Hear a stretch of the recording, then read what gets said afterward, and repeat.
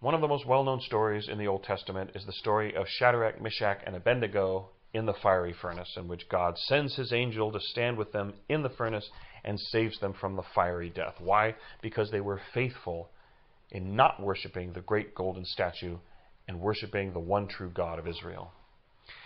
What we see in this story are examples of conflict that people of faith will encounter with others who either don't hold to the same standards of that faith or have an outright hostility toward it.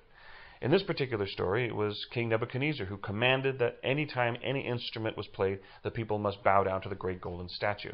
But these three men, not to be deterred from worshiping their true God of Israel, refused to do so. And that creates a conflict. It creates anger. It creates resentment toward them and their people. And of course, the desire of Nebuchadnezzar to make an example of them. As they go forth to face their fate, they assure King Nebuchadnezzar, they say, God may save us, but even if he does not, know, O king, we will never bow down to the golden statue. That, of course, raises the ire even to a greater level.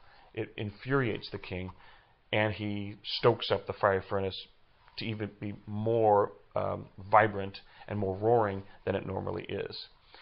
And so what we see in Shadrach, Meshach, and Abednego is no fear in the conflict that our faith will inevitably encounter by people who are either hostile toward that faith or don't hold to that faith or demand that we adhere to standards that are contrary to that faith or engage in actions that are contrary to that faith.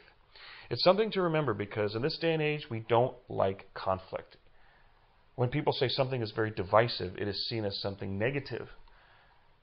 And many times people will call for unity in favor of something that is not in accord with the Christian faith. We as followers of Christ, while we hope to bring that peace that Christ gives us to the world, should not be afraid of the conflict that our example might provoke in a society or among a group who either don't want to adhere to that or who have an outright hostility towards us because of that. So let us pray during the season of Lent that we recognize where we can, peacefully, tactfully, and in ways that truly is nurturing of a unity among the people of God that can spill out to a society toward which we are called to evangelize. But let us also not be afraid of any conflict that this might provoke, and to stand tall and firm and stalwart, as the three young men did, to face whatever consequences might come our way because we are faithful to the standards and the gospel that God calls us to live.